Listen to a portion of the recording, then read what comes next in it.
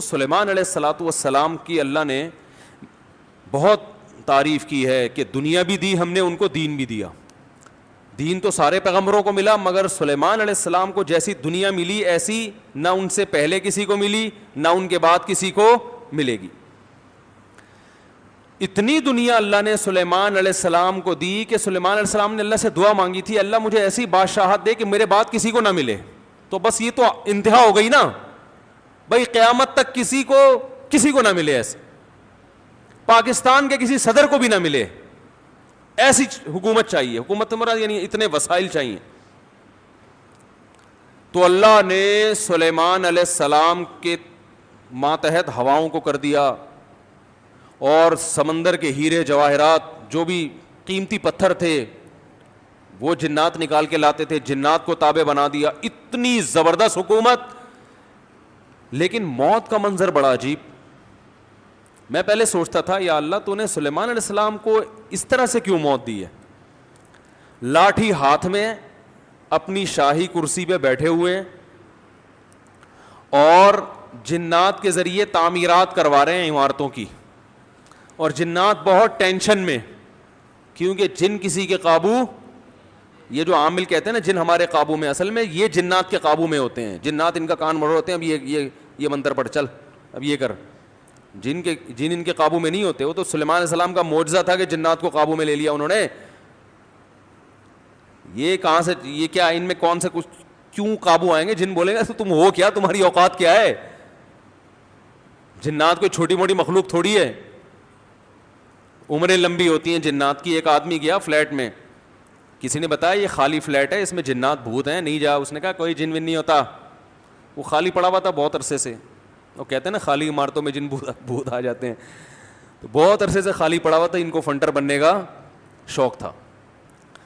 لوگوں نے کہا بھائی نہیں جا اس میں بھوت ہیں. اس نے کہا کوئی بھوت نہیں ہوتا. گیا دروازہ نوک کیا، آواز آئی کون؟ کہنے لگا میں فلاں صاحب ہوں، آپ یہاں رہ رہے ہیں، میں نے سنا یہاں جنات ہیں، دروازہ کھولیے. اس نے دروازہ کھولا، عجیب سی گول گول آنکھیں. کہا بھائی میں نے سنا یہاں جنات ونات ہیں. کہہ رہے نہیں ایسی بکواس ہے، میں تو 500 سال سے رہ رہا ہوں، مجھے تو آج تک کوئی نظر نہیں آیا. کہنے لگا میں تو 500 سال سے رہ رہا ہوں، مجھے تو ابھی تک کوئی نظر نہیں. یہ بے ہوش یہی جن تھا بھائی، 500 سال سے انسان تو نہیں رہ سکتا. اچھا یہ عامل لوگ نا یہاں بیوقوف بناتے ہیں. ہم نے صحابی جن کو دیکھا ہے، کیونکہ جب یہ سنتے ہیں نا کہ جنات کی عمریں لمبی، تو 1400 سال پرانا جن بھی نکال کے لے آئیں گے. یہ الو بنانے کے علاوہ کچھ بھی نہیں ہے. صحابی جن کو دیکھا ہم نے، تابعی جن کو دیکھا ہم نے، اس جن کو دیکھا جس نے حضرت علی کی صحبت اٹھائی. سب بکواس کرتے ہیں. اور بعض ہمارے نیک لوگ بھی ان سے متاثر ہو جاتے ہیں، بڑے علماء بھی بعض ان سے متاثر ہو جاتے ہیں. ہمارے ہاں کسی چیز سے متاثر ہونے کے لیے بس اتنا کافی ہے کہ امکان کے درجے میں صحیح ہو. جیسے آپ کسی کو یہ بتا دیں نا کہ یہ کھانے سے یہ ہوتا ہے، تو امکان تو ہے نا کہ ہو سکتا ہے ہوتا ہو. ریسرچ ہے؟ ریسرچ نہیں ہے بھائی، امکان کافی ہوتا ہے ہمارے ہر چیز. حالانکہ کسی بھی دعوے کے لیے امکان، بھائی میں دعویٰ کروں اس نے میرے 1 لاکھ روپے لیے ہیں، اگلا کہہ رہا ہے کیا دلیل ہے؟ میں کہتا ہوں ممکن تو ہے نا کہ تم نے لیے ہوں، تو اس سے دلیل، اتنی دلیل کافی ہوگی؟ او بھائی یہ امکان کافی نہیں ہے، گواہوں سے ثابت کرو کہ لیے. یا تو یہ اقرار کرے یا گواہوں سے ثابت کرو. ہمارے یہاں دیکھا جاتا ہے بھائی جادو نبی پہ جب ہو سکتا ہے تو ہو سکتا ہے اس پہ بھی ہوا ہو. وہ ہو سکتا تھوڑی دلیل ہوتی ہے. سمجھ میں نہیں آ رہی بات. امکان تھوڑی ہوتا ہے. ابو بکر پہ کیوں نہیں ہو گیا جادو، حضرت عمر پہ کیوں نہیں ہو گیا؟ اس کا مطلب آسان کام نہیں ہے. نبی پہ کیوں ہو گیا تھا؟ اس کی ایک وجہ تھی کہ وہ کہتے تھے نبی صلی اللہ علیہ وسلم جادوگر ہیں، تو اللہ نے آپ سے اس طعنے کو دور کرنے کے لیے ہونے دے دیا تھا تاکہ لوگوں کو یقین ہو جائے کہ یہ جادوگر نہیں ہے، کیونکہ جادوگر پہ جادو نہیں ہوتا. اس میں حکمتیں نہیں، ورنہ یہ آسان کام نہیں ہے بیٹھے ہوئے کچھ بھی سانس کو بہو سے لڑا دیا. اپنی حرکتیں ٹھیک نہیں ہوتی، اور وہ جب پھڈے ہوتے ہیں تو بجائے اپنی حرکتیں ٹھیک کرو کہ یار کس میں فالٹ ہے اس کو صحیح کرو، فوراً کس پہ ڈال دیتے ہیں؟ ایک نئی جنگ چھیڑ دیتے ہیں. نند نے لڑوایا ہمیں، یہ نند نے ہمارے گھر میاں بیوی میں کیا کروایا؟ پھڈا. خود اپنی حرکتیں ٹھیک نہیں ہے، ڈال کس پہ رہے ہیں؟ کوئی جٹھانی پہ ڈال دے گا، کوئی نند پہ ڈال. ایک نیا جنگ. اب نند سے پہلے 2 آپس میں لڑ رہے تھے، اب تیسری جنگ بھی شروع کہ اس نے کیا ہے. تو سلیمان علیہ الصلوۃ والسلام بیٹھے ہیں, اللہ نے دیکھو اتنی طاقت اور قوت دی کہ جنات کو آپ کے تابع بنا دیا. قرآن کہہ رہا ہے جنات سخت ٹینشن میں محنت مزدوری کا کام کر رہے ہیں اور عمارتیں بنا رہے ہیں. یہ جو احرام مصر ہے عین ممکن ہے حضرت سلیمان علیہ السلام کی تعمیرات ہوں. اتنی ٹینشن میں جنات, اور ادھر سلیمان علیہ السلام ایسے عصا ہاتھ میں لے کے بیٹھے ہوئے ہیں.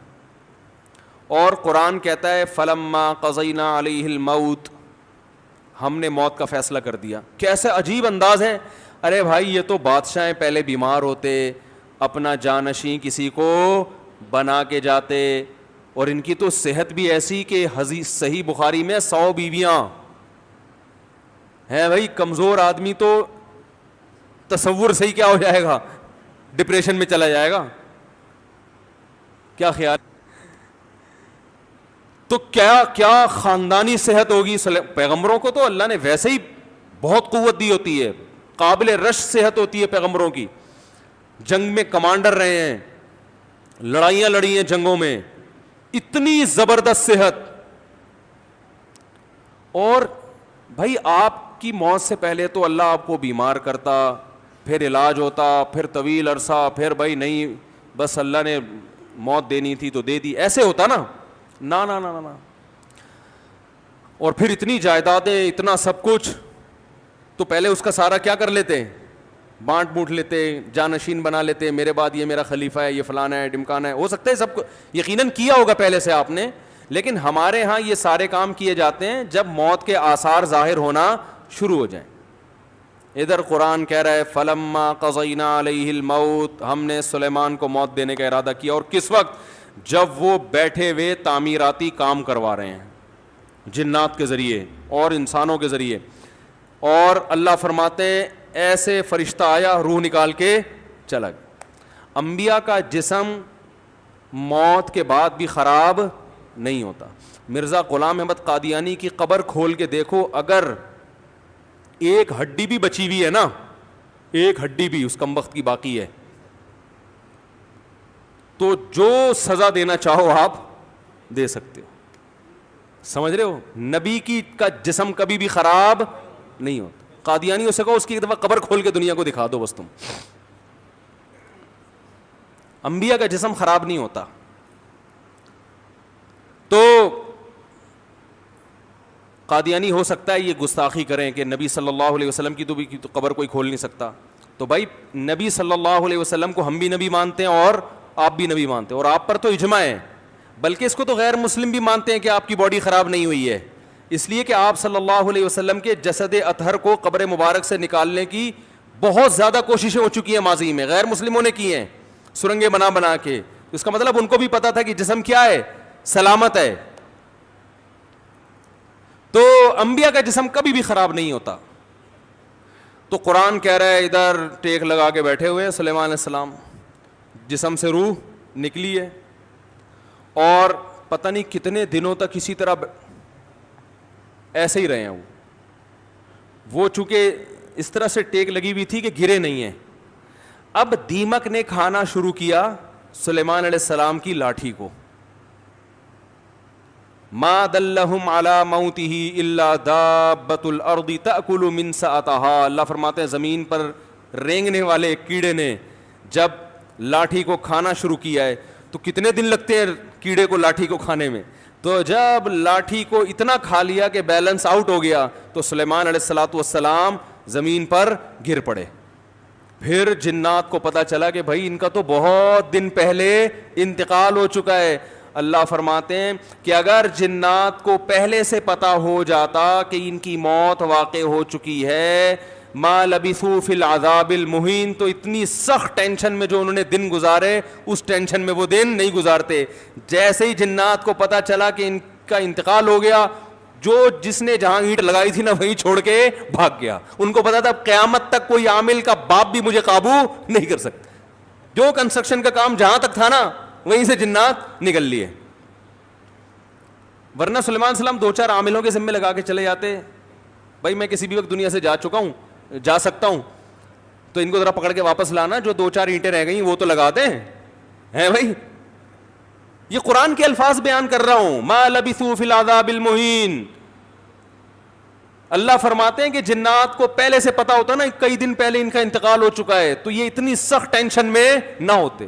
وہ تو یہی دیکھ رہے ہیں یہ ہماری نگرانی کر رہے ہیں ایسے, کیونکہ چہرہ بھی بالکل اسی طرح, چہرے پہ رونق اسی طرح جیسے زندگی کے آثار ہوتے ہیں, بالکل وہی کنڈیشن. سوال پیدا ہوتا ہے, دیکھو اللہ کے ہر کام میں حکمت ہوتی ہے کہ نہیں ہوتی؟ دیکھو ہمارے نبی صلی اللہ علیہ وسلم نے میدان جنگ میں شہادت کی بہت تمنا کی ہے, لیکن آپ کو میدان جنگ میں شہادت نہیں ملی کیونکہ حکمت کے خلاف ہو جاتا. لَوَدِدتُّ أَنْ أُقْتَلَ فِي سَبِيلِ اللَّهِ ثُمَّ أُحْيَا ثُمَّ أُقْتَلَ ثُمَّ أُحْيَا ثُمَّ أُقْتَلَ ثُمَّ أُحْيَا ثُمَّ أُقْتَلَ. آپ صلی اللہ علیہ وسلم نے فرمایا میری یہ خواہش ہے, میری یہ چاہت ہے. لَوَدِدتُّ کا معنی ہوتا ہے بہت زیادہ چاہت. لَأَحْبَبْتُ نہیں فرمایا, لَوَدِدتُّ. مودت محبت سے اوپر کا درجہ ہے. میری بے پناہ خواہش ہے کہ میں اللہ کے راستے میں اقتلو قتل کر دیا جاؤں, پھر زندہ کیا جاؤں, پھر اللہ مجھے میدان جنگ میں جانے کا موقع دے, پھر قتل کیا جاؤں, پھر زندہ کیا جاؤں, پھر قتل کیا جاؤں, پھر زندہ کیا جاؤں, پھر قتل کیا جاؤں. یعنی یہ شہادت اتنی پیاری چیز ہے کہ مجھے ایک دفعہ نہیں چاہیے, کم سے کم 4 دفعہ چاہیے. یہ جتنی تمنا نبی صلی اللہ علیہ وسلم کی. ظاہر ہے آپ خود دیکھو, جو اللہ کے لیے جان دے رہا ہو اور وہ ربی غیرت والا ہو تو وہ چھوڑ دے گا ایسے ہی؟ جان دینے سے بڑھ کر دنیا میں کوئی قربانی نہیں ہے. لوگ دعویٰ کرتے ہیں نا محبوب کے لیے کہ میں تمہارے لیے جان دے سکتا ہوں, یہ سب سے بڑا دعویٰ ہوتا ہے. دے نہیں سکتا وہ. محبوبہ کے چہرے پہ تھوڑی سی جھریاں آنے دو, پھر دیکھو کیا, پھر یہ جو 500 روپے بیلنس کے لیے دے رہا ہے یہ بھی نہیں دے گا. لیکن جو اللہ کے لیے جان دے گا میرے بھائی, تو اللہ تو جواد اور کریم بھی ہے, وہ تو تھوڑے پہ بہت نوازتا ہے. تو اللہ کے نبی نے فرمایا ایک دفعہ شہادت نہیں چاہیے, اتنی قیمتی چیز ایک دفعہ. اور نبی صلی اللہ علیہ وسلم نے فرمایا دیکھو اس لیے میں کہتا ہوں جو بارڈر پہ ہمارے فوجی لڑ رہے ہیں نا ان کی قدر کیا کرو, یہ ہماری زندگیوں کے محافظ ہیں. جو ہمارے ملک کے محافظ ہیں وہ ہمارے ایمان کے اور ہمارے دین کے محافظ ہیں یا نہیں ہیں؟ تو کافر تو کھا کے ختم کر دے ہمیں 2 منٹ کے اندر. جو شہادت دینے والا ہے اس کو ہلکا مت سمجھو. جو بھی جہاں بھی اللہ کے لیے لڑ رہا ہے, مسلمانوں کا دفاع کر رہا ہے, اللہ کے ہاں اس کا مقام ہلکا نہیں ہے, بہت بڑا مقام ہے. ہم تو باتیں کر رہے ہیں, جو پریکٹیکلی لڑ کہیں بھی ہو دنیا میں, جو بھی اللہ کے لیے لڑ رہا ہے تو اللہ کی نظر میں اس کا مقام کم نہیں ہے, بہت بڑا مقام ہے. تو نبی صلی اللہ علیہ وسلم نے فرمایا قیامت کے دن شہید کو لایا جائے گا, اسے جنت کی نعمتیں دی جائیں گی. اللہ اس سے پوچھیں گے بچا تجھے کچھ اور چاہیے؟ وہ کہے گا اللہ تو نے ساری نعمتیں مجھے دے دیں, جنت میں حوریں مل گئیں, شہد کی نہریں مل گئیں, دودھ کی نہریں مل گئیں, اور کیا چاہیے؟ الم تبیض وجوہنا, تو نے ہمارے چہروں کو کیا کر دیا؟ سفید. اللہ کہے گا پھر بھی؟ تو کہے گا ایک تمنا ہے اگر تو دے سکتا ہے. یعنی دے سکتا کا مطلب تیرے قانون کا حصہ ہے کہ تو وہ دے گا لوگوں کو.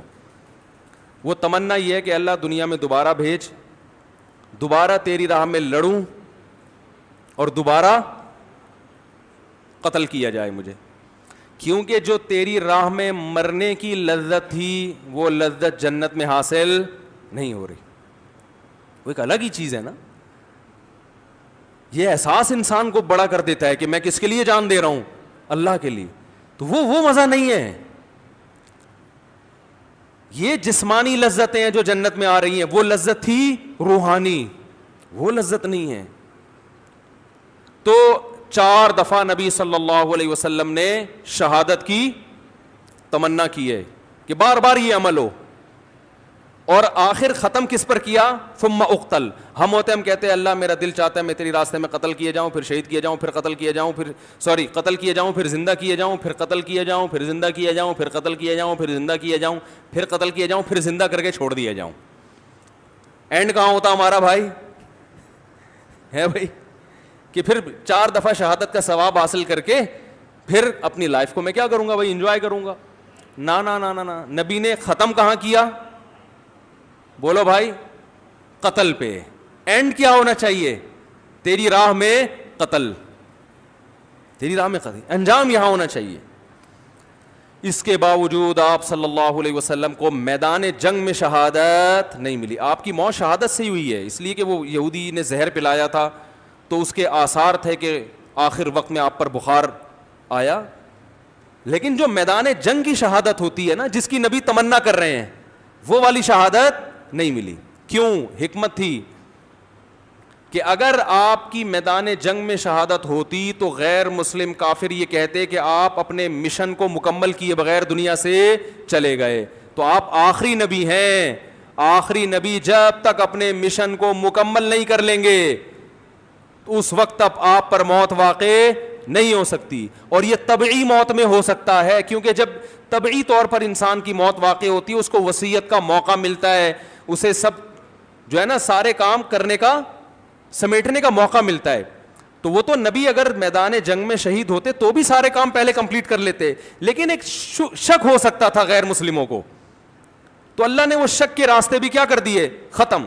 کہ آپ کو کئی دن بیمار کیا گیا, جو جو وصیتیں آپ نے کرنی تھی کر لی, اور ہمیں اطمینان ہو گیا کہ اب جو کام رسول اللہ صلی اللہ علیہ وسلم نے کرنا تھا, جو وصیتیں کرنی تھی کہ میرے بعد میرا جانشین کون ہوگا, اور وہ ساری فائلیں آپ صلی اللہ علیہ وسلم کمپلیٹ کر کے گئے ہیں, سارے کام مکمل کر کے گئے ہیں. نماز میں آخری دنوں میں جب آپ بیمار ہوئے تو آپ نے حکم دیا کہ ابو بکر کو کہو وہ نماز پڑھائیں. اس میں اشارہ تھا کہ میرے بعد جانشین کون ہے. دیکھو سفر میں آپ صلی اللہ علیہ وسلم قضائے حاجت کے لیے گئے, جماعت کا وقت ہو گیا تو دوسرے صحابی نے نماز پڑھا دی. ایسا ہوا ہے؟ ابی ابن کعب رضی اللہ تعالیٰ نے نماز پڑھائی, لیکن یہ نماز یہ اپنا مسلح حوالے کرنے والی نماز نہیں تھی. یہ تو کوئی بھی امام کی جگہ کھڑا ہو سکتا ہے نا, امام کو کوئی عذر ہے. سفر میں ایسا ہے, آپ صلی اللہ علیہ وسلم سفر میں قضائے حاجت کے لیے تشریف لے گئے, پیچھے نماز کا ٹائم تھا تو حضرت ابی ابن کعب نے نماز پڑھائی, اور جب نبی تشریف لائے تو انہی کی اقتدا میں آپ نے نماز بھی پڑھی. مگر اس سے یہ ثابت نہیں ہوتا کہ آپ کے بعد آپ کے جانشین کون ہیں, یہ صحابی ہیں, نا نا نا. لیکن جب مرض موت میں مستقل امام بنانے کی ضرورت ہے کہ اب آپ بیمار ہو گئے ہیں, تو صحابیات کہہ رہی ہیں, نبی نے فرمایا مرو ابا بکر فلیصلی بالناس, ابو بکر سے کہو کہ لوگوں کو نماز پڑھائیں. صحابیات نے کہا, امی عائشہ نے کہا یا رسول اللہ میرے والد ابو بکر کمزور دل کے نرم دل کے ہیں, وہ آپ کے مصلی پہ آپ کو غیر موجود دیکھ کر برداشت نہیں, عمر سے کہہ دیں وہ پڑھا دیں, وہ کیا ہے مضبوط, وہ پڑھا دیں گے. ایسے موقع پہ آپ صلی اللہ علیہ وسلم یہ کہہ سکتے تھے کہ بھائی سفر میں کسی نے بھی پڑھا دی تو اس میں بحث کرنے کی کیا ضرورت ہے, میری طبیعت خراب ہے کوئی بھی آ جائے ہے بھائی, کسی کو بھی کہو نماز پڑھا دے. نا نا نا نا نا, آپ کو پتا تھا آج جس کو مصلی پہ کھڑا کر دیا تو قیامت تک کے لیے اسٹیمپ لگ جائے گی کہ نبی کا جانشین کون ہے. بولو بھائی یہ ہیں. تو آپ صلی اللہ علیہ وسلم فرمایا نا نا نا ابو بکر سے کہو. پھر امی عائشہ نے فرمایا, حالانکہ امی عائشہ کو تو خوش ہونا چاہیے نا, ان کے تو والد ہیں, لیکن وہ دیکھ رہی ہے کہ رقیق القلب ہیں, اور اللہ کے نبی ابو بکر کے علاوہ کسی اور کو قبول, بولو بھائی نا. تو یہ اتنا جو موقع ملا, آپ نے فرمایا پھر سب ازواج کو ڈانٹ لگائی آپ صلی اللہ علیہ وسلم نے کہ تم ایسے ہی مجھ سے جھگڑا کر رہی ہو جیسے یوسف علیہ السلام کے دربار میں جو عورتیں جھگڑ رہی تھیں. تو پھر آرڈر دیا کہ نہ ابو بکر کے علاوہ کوئی بھی نہیں. تو اگر آپ میدان جنگ میں شہید ہو جاتے اچانک تو یہ ساری حکمتیں کیا ہو جاتی, فوت ہو جاتی. تو اللہ نے نہیں شہید ہونے دیا. تو ایسے ہی سلیمان علیہ السلام کو اللہ نے اچانک موت دی ہے, بالکل اس کے برعکس بیٹھے ہوئے ہیں اور جناب فرشتہ آیا, چلو بھائی ٹھیک. موسیٰ علیہ السلام کے پاس آتا تو پہلے ایک چماٹ کھاتا. حدیث میں آتا ہے ہر پیغمبر, دیکھو جتنے بھی علماء ہیں نا, ہر ایک کا مزاج دوسرے سے مختلف ہوتا ہے. مزاج کو دیکھ کے کبھی فیصلہ نہ کیا کرو یہ صحیح ہے یہ غلط ہے. بعض کا مزاج جلالی ہوتا ہے, بعض کا مزاج نرم ہوتا ہے. تو جو نرم مزاج علماء کے پاس رہے ہیں, جب کسی جلالی سے واسطہ پڑتا ہے تو کہتے ہیں ان کے اخلاق ٹھیک نہیں ہے. بھائی اخلاق کی بات نہیں ہے, ہو سکتا ہے ان کے اخلاق ان سے بھی اچھے ہوں, مزاج میں کیا ہے تھوڑا سا جلال ہے. تو مارکیٹ میں ہر قسم کی چیز چاہیے نا, سارے میٹھے میٹھے میٹھے بن جائیں گے تو یہ تو لوگ تو مولویوں کو کھا کھا کے ختم کر دیں گے. ہمارے حضرت جلالی تھے, ایسا نہیں کوئی بھی اٹھ کے آ گیا بیل بجا دی حضرت سے ملنے آئے ہوں. فرمایا بھائی ٹائم ہوتا ہے ہر چیز کا. بڑے بڑے آفیسر آتے تھے حکومت کے, حضرت لفٹ نہیں کراتے تھے, ٹائم ہے اس پہ آؤ گے بیٹھیں گے, اور فالتو بات کرنے کی اجازت. حضرت کے پاس تو بات کرنے سے پہلے آدمی سوچتا تھا, اس لیے کہ وہ کام تھا ان کا, سارا دن مصروف تھے. اگر وہ اس طرح سے بیٹھ جاتے ٹھیے لگا کے, لوگ تو آئیں گے, لائن لگے گی. اور بعض علماء کیا ہوتے ہیں, وہ ذرا جمال ان کی طبیعت میں غالب ہوتا ہے. آپ نہیں آئے تو خود آپ کے گھر پہنچ جائیں گے, بھائی بہت دن ہو گئے اب تک آئے کیوں نہیں آپ, ہے بھائی. تو یہ ڈیزائن ہے, چلتا ہے. بدگمان نہ ہوا کرو, شریعت پہ اگر چل رہے ہیں نا تو بس صحیح ہے. تو موسیٰ علیہ السلام تھے کیا, جلالی. حدیث میں آتا ہے ان کے پاس فرشتہ آیا انسانی شکل میں. موسیٰ علیہ السلام نے پوچھا کیسے آنا ہوا, کون ہو بھائی؟ انہوں نے کہا موت کا فرشتہ ہوں, آپ کی جان لینے کے لیے آیا ہوں, آپ کی جان لینے کے لیے. حضرت موسیٰ نے ایک زور سے لگایا تماچا, حدیث میں آتا ہے آنکھ نکل کے گر گئی ان کی. پھر اللہ میاں کے پاس گئے, اللہ اپنے کس بندے کے پاس تو نے مجھے بھیج دیا. اب سوال یہ پیدا ہوتا ہے کہ حضرت موسیٰ نے تھپڑ کیوں مارا ہو. اب اس کی تو ظاہر ہے پیغمبر کوئی غلط کام تو کرتے نہیں ہیں, تو بہت ساری لوج میرے ذہن میں یہ آتا ہے کہ ان کو یہ فرشتے کا اسٹائل پسند نہیں آیا. شاید یہی وجہ ہو سکتی ہے کہ ایسے ایکسکیوز کر رہے ہو آ کے جیسے کوئی ہدیہ دینے کے لیے آئے ہو. جیسے وہ ایک آدمی کی شادی ہوئی نا, تو دلہن کے پاس گیا تو اب سمجھ میں نہیں آ رہا تھا بات چیت کی ابتدا کیسے ہو, بغیر تمہید کے شروع ہو جائیں تو بولے گی وہ پھوڑ پتہ نہیں اس کو تو بات چیت نہیں آتی. تو اب گھنٹہ بیٹھ کے سوچ رہے کہ بات چیت شروع کیسے کروں. بعض لوگ ادب کے مارے ہوئے ہوتے ہیں نا, ارے بھائی تو جیسے بھی چاہے سمجھ میں آ رہا ہے شروع کر دے. ادب کا مارا ہوا تھا بیچارہ, اردو ادب کا.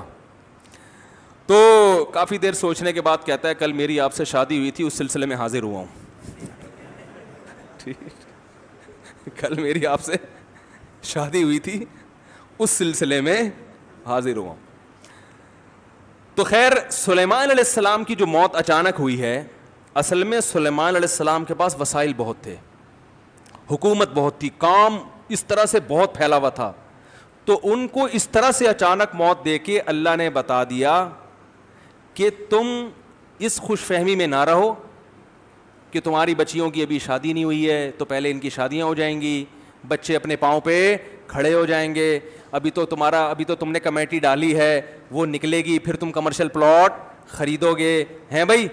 اور ابھی تو یوں ہے, ابھی تو میں بہت صحت مند ہوں, میں نے اپنی رپورٹیں سارے ٹیسٹ کروائے, ایک دم اوکے کی رپورٹ ہے, ڈاکٹر نے کہا تو 50 سال سے پہلے مرنے والا نہیں ہے, اور بالکل فٹ فاٹ, اور نہ کوئی ڈپریشن, اور بالکل, اور ابھی میرا زندہ رہنا بہت ضروری ہے کیونکہ میں مر گیا تو کمپنی کا کیا ہوگا, بچیوں کا کیا ہوگا, بیوی کا کیا ہوگا, اور میرے والدین کا کیا ہوگا. تو اللہ نے بتایا تم کس کھیت کی مولی ہو بھائی, اتنے بڑے پیغمبر اور اتنے وسائل کہ تم ان وسائل کا تصور نہیں کر سکتے. میں نے جب ارادہ کیا تو ان سے مشورہ نہیں لیا, بیٹھے بیٹھے موت دے دیے, سارے کام ادھورے, سارے پروجیکٹ, وہ جو اینٹ جہاں رہ گئی تھی نا آخری, جن وہ چھوڑ کے بھی بھاگا ہے. تو تمہارے پروجیکٹ کی کیا حیثیت ہے, تم کس کھیت کی مولی ہو بھائی. تو جس کو جتنی دنیا بھی دے دوں سیکنڈ بھی نہیں لگے گا چھیننے میں, تو زیادہ فنڈر بننے کی کوشش, اپنی جو صحت کی رپورٹیں ہیں نا, کولیسٹرول لیول بالکل سیٹ ہے بھائی, ہر سب کچھ ٹھیک ہے, اس کے باوجود بیٹھے بیٹھے مار دوں گا. وہ ہمارے یہاں بہاریوں میں مشہور ہے کہ جب موت آتی ہے نا, اونٹ پہ بیٹھے ہوئے آدمی کو کتا کاٹ لیتا ہے, جو نہ کٹے آری سے کہتے ہیں نا, وہ کٹے بہاری سے. تو ان باتوں کی وجہ سے تو کہتے ہیں لوگ, ویسے بہت اچھے لوگ ہوتے ہیں, کوئی ناراض نہ ہو جاؤ بھائی, لیکن باتیں بہرحال بہت ٹائٹ کرتے ہیں. جو نہ کٹے آری سے کہتے ہیں وہ کٹے. تو اونٹ پہ بیٹھے ہوئے آدمی کو کیا کاٹ لیتا ہے. ہمارے بہاری دوست تھے, ابھی بھی ہیں, تھے کیا, بیان بھی سنتے ہوں گے انشاءاللہ. وہ ایک کہتے تھے مفتی صاحب جب شامت آتی ہے تو اونٹ پہ بیٹھے ہوئے آدمی کو, میں نے کہا یار باتیں تمہاری بڑی ٹائٹ ہیں یار, اونٹ پہ بیٹھے ہوئے آدمی کو کیا کاٹ لیتا ہے؟ کتا. تو ہم اور آپ کس کھیت کی مولی ہیں بھائی. ہمارے ایک دوست تھے, بڑے مالدار بھی تھے, اور مدرسے میں ہمارے ساتھ پڑھا کرتے تھے, اکلوتے بیٹے تھے والدین کے. والدین نے ان کو عالم بنانے کے لیے سارے وسائل لگا دیے. جب عالم بن کے فارغ ہوئے, ایکسیڈنٹ میں ان کی موت واقع ہو گئی.